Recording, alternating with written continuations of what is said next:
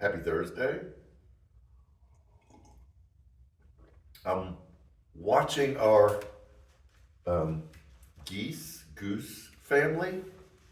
Mom and dad are taking the kids out for a breakfast stroll. We still have four, so that's good. And they're working the property. Um, I'm going to do this one differently. I'm going to put the announcements on the front end because I don't know where this is going to go. In fact, this isn't my first take, and I've hit a wall a couple times. So I want to say some really important things, but so I'm going to get the announcements out of the way first. I want to acknowledge 2 consecutive Monday nights of Man Cave for virtually getting this space finished. There's a lot of painting and mudding and scraping and rebuilding and moving. And so this place is ready for the flooring to put in that's already been delivered. It's all in the hallway. The ceiling tiles have already been replaced. We are this close to being able to move back into it. I want to give our children's workers all the love that I can because they have been a people without a country. And they've had to move and adapt and adjust for over a year now. And we hope to get them back in this place within the next couple of months. So, to all our children's workers, you are fantastic. Food pantry is this Sunday. We give away perishables, so if you know anyone who's in need, tell them about it. We start handing out at 11:30. Women's luncheon is this Saturday, and we're going to have communion this Sunday. And everyone will be in the auditorium. We won't release the children and the students until afterwards, so we can truly celebrate the oneness that happens during communion. So, the Thursday part. This is where I struggle. Because of last Sunday's message on wow and recognizing our own limited power and the danger of power, I've been wrestling with what kind of church do we want to be for each other, for the community, as we see what's happening in the world going into this election year. All of us are dreading it. It doesn't matter where you land politically, we're all dreading this year.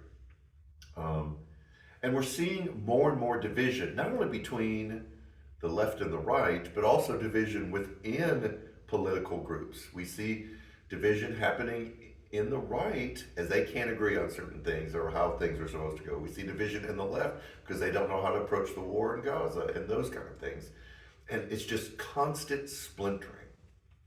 And I think what happens is we all claim truth. Like I have complete, total understanding of what's true and what's right and what we need to hold on to.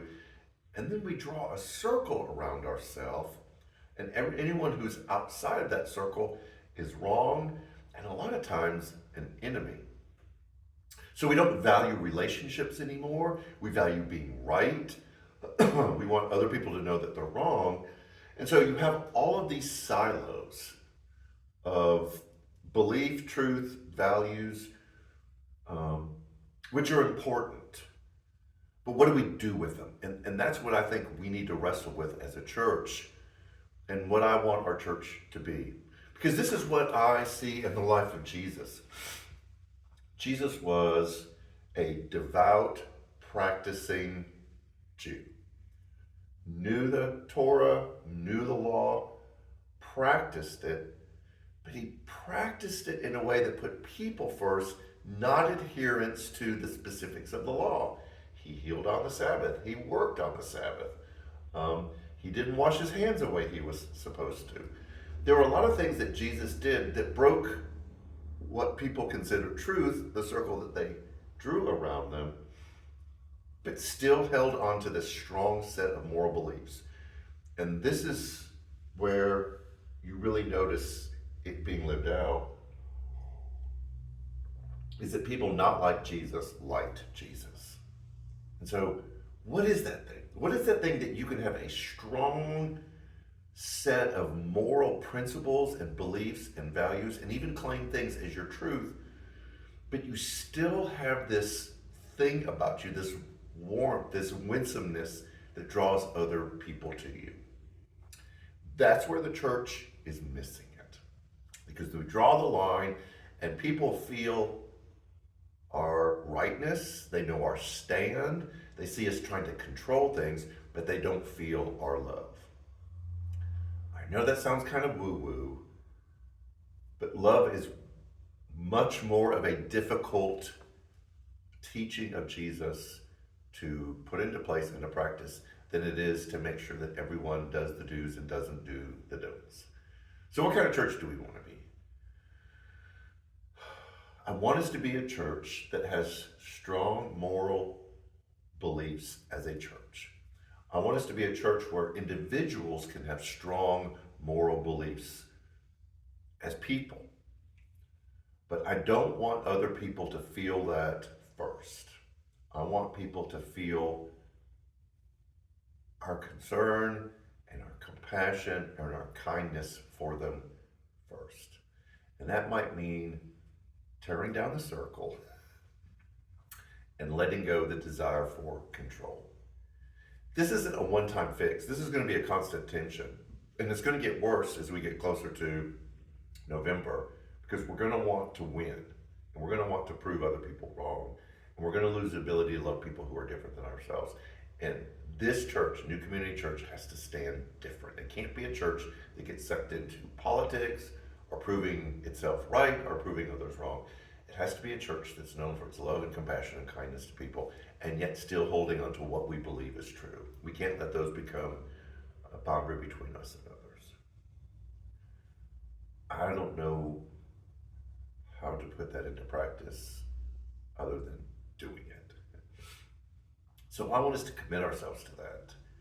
And all that we do, all that we say, the way that you carry yourself, the way you post yourself online, the things that we do as a church collectively, I want us to be able to live in both of those places that Jesus lived in, to have strong moral principles and beliefs without the line drawn around us, that other people feel our love for them first.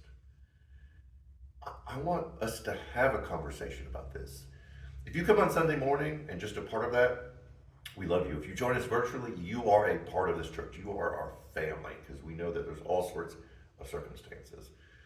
But we probably need to move from just sitting in rows to gathering in circles. And so we're going to probably be putting more of an emphasis on joining our men's group, joining our women's group. They've got 2 Bible studies. Man Cave will get back to conversations because we finished this. We have after party. We have a singles ministry that is trying to be established. So we have a lot of circles that you can join, that we can have these conversations and figure out what that looks like. That is my goal and my dream for New Community Church, to be a church that stands apart, that's different, that other people will feel our love over anything else. They'll feel our love first. So that's where it ended. This will be a continuing conversation. We want you to join us. We want to hear from you. We want your input. You are important to us. You are an equal member of this family. And we want you to be a part of figuring out what that looks like this upcoming year. So, sorry that it's so long. I kind of wandered there for a while. But I hope you have the same vision that I do, that I want the church to have. I'm finished.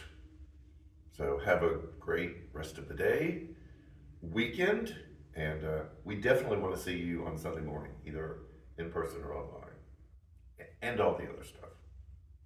Take care.